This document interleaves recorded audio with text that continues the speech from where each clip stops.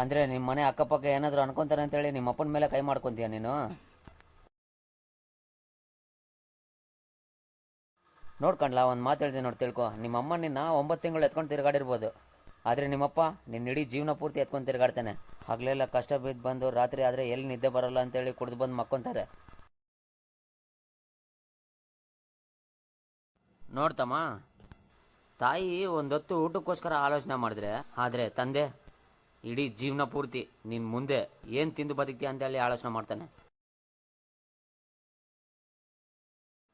ತಂದೆ ತಾಯಿ ಬದುಕಿದ್ದಾಗಲೇ ಅವ್ರನ್ನ ಚೆನ್ನಾಗಿ ನೋಡ್ಕೋಬೇಕು. ಅವ್ರು ಹೋದ್ಮೇಲೆ ನೀನು ಎಷ್ಟು ಪ್ರಯತ್ನ ಪಟ್ರೂ ಏನೂ ಲಾಭ ಇಲ್ಲ. ಎಷ್ಟೋ ಜನ ತಂದೆ ತಾಯಿ ಇಲ್ದವ್ರು ಇದ್ದಾರೆ, ಅವ್ರಿಗೆ ಹೋಗಿ ಹೇಳ್ತಾರೆ ಅವ್ರ ಬಗ್ಗೆ. ಈಗಿನ ಕಾಲದಲ್ಲಿ ಎಲ್ಲ ಹುಡುಗರು ಇದೇ ಥರ ಇದ್ದಾರೆ. ನಿಮ್ಮ ತಂದೆ ಎಷ್ಟೇ ಕೆಟ್ಟವನಾಗಿರಲಿ, ದಯಮಾಡಿ ಅವ್ರ ಮೇಲೆ ಕೈ ಮಾಡ್ಕೊಳಕ್ಕೆ ಹೋಗಬೇಡಿ. ನಾನೇನಾದರೂ ತಪ್ಪಾಗಿ ಮಾತಾಡಿದರೆ ಕ್ಷಮಿಸಿ.